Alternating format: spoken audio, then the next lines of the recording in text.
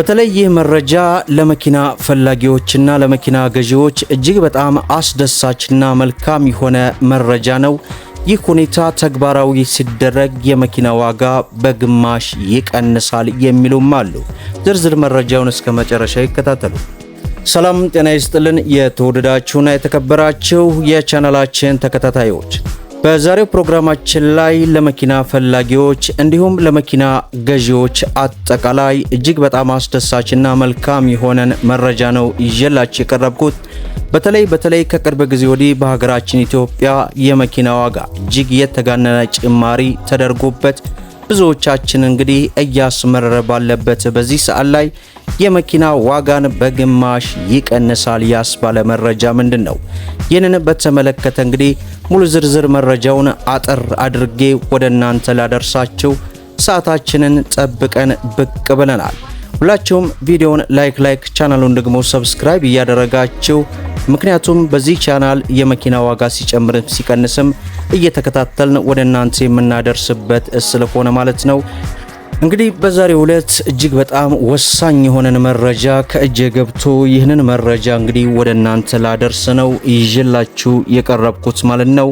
በዚህ ሰዓት እንግዲህ ሪፖርተር ጋዜጣ እንዳስነበበን ከሆነ በሀገራችን ያለውን የመኪና ዋጋ በግማሽ እንደሚያስቀንስ የሚያስችል አዲስ መረጃ ይፋ አድርጓል። በዓለም አቀፍ ደረጃ ታዋቂ የሆኑ 3 የሩሲያ ተሽከርካሪ አምራች ኩባንያዎች ወደ ኢትዮጵያ ገበያ ለመግባት በዝግጅት ላይ መሆናቸውን በኢትዮጵያ የሩሲያ አምባሳደር አስታወቁ። አምባሳደሩ በትናንትናው ዕለት ባደረጉት ቃለ ምልልስ በአጭር ጊዜ ውስጥ ወደ ኢትዮጵያ ገበያ ይገባሉ ያሏቸው የሩሲያ ተሽከርካሪ አምራች ኩባንያዎች መካከል 3ቱ ተጠቃሽ እንደሆኑ እነዚህም እንግዲህ ካማዝ፣ ጋዝ እንዲሁም ዩኤዜድ የተሰኙ ናቸው።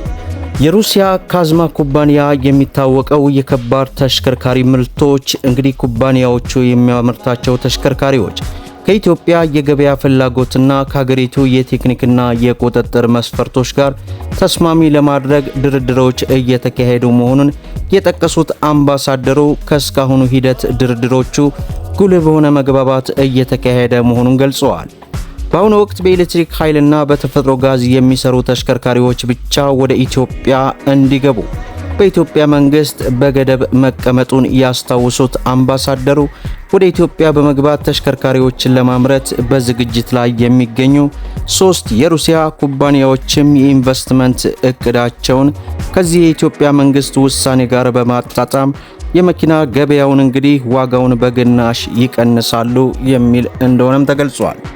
ከዚህ አንጻር ሲታይ በኤሌክትሪክ ኃይልና በተፈጥሮ ጋዝ የሚንቀሳቀሱ የተሽከርካሪ ምርቶቻቸው የሚታወቁት ካዝማዝና ጋዝ ኩባንያ መልካም አጋጣሚ መሆኑን አስረድተው በአሁኑ ወቅት 3ቱም የሩሲያ ተሽከርካሪ አምራች ወደ ኢትዮጵያ ገበያ ተወዳዳሪ ምርት ይዘው ለመግባት የአዋጭነት ጥናቶችን እያጠናቀቁ ነው። ጊዜ ወሳኝ ነገር መሆኑን እንረዳለን። በመሆኑም በኢትዮጵያ የአውቶሞቲቭ ኢንዱስትሪን ከሚቀላቀሉ የውጭ አምራች መካከል የሩሲያ ኩባንያ የመጀመሪያዎቹ መሆናቸውን ለማረጋገጥ እንወዳለንም ብለዋል።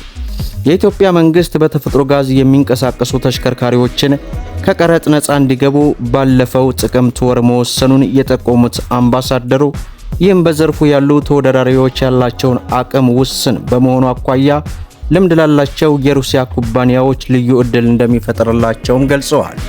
ከዚህ በተጨማሪም ግዙፉ የሩሲያ አልሙኒየም አምራች ሩሳል ከኢትዮጵያ ኢንቨስትመንት ሆልዲንግ ጋር በመጣመር በኢትዮጵያ የአልሙኒየም ፋብሪካ ለማቋቋም እየሰራ መሆኑን ገልጸው ሩሳል በአሁኑ ወቅት በኢትዮጵያ ለሚገነባው አልሙኒየም ማምረቻ የአዋጭነት ጥናት እያካሄደ መሆኑንም ተናግረዋል።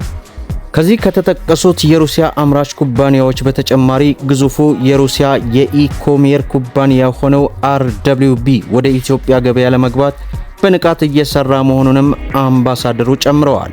እንደ አምባሳደሩ ገለጻ የኢትዮጵያ ባለስልጣናት RWB በፍጥነት ወደ ኢትዮጵያ ገብቶ ስራውን እንዲጀምር የቁጥጥር ሰንሰለቶችን ለማቃለልም ተስማምተዋል።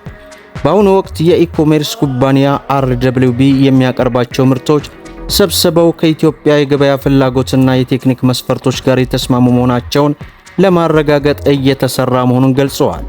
በመሆኑም RWB ወደ ኢትዮጵያ ገበያ ለመግባት ነገር ግን ካሁን በኋላ መላመት ሳይሆን ተግባር የሚሆን እቅድ እንደሆነ ገልጿል።